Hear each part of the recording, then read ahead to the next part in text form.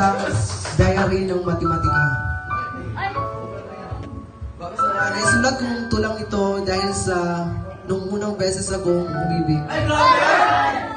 Tsaka, yung taong iyon ay walang iba yung dati kong kaklase, pero ngayon ay hanggang doon na lang.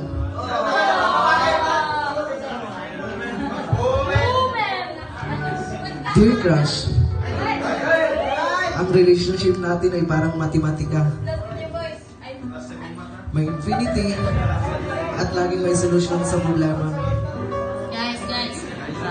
Kahit minsan, negative ako kung umasta. Pero madalas, positive ang outcome pag ikaw ang kasama. Sa buhay, maraming probability. Pero handa naman akong magbigay ng chance kahit umabot tayo sa uncertainty. Yung kahit gamitan ng truth table para sukatin ang ating honesty. Kaya lang, palaging may resulta sa tautology.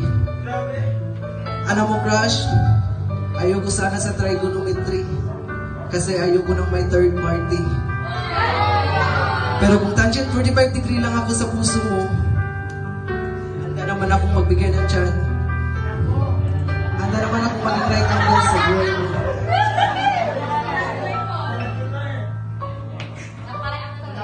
Crush, sana lagi tayong nasa mean.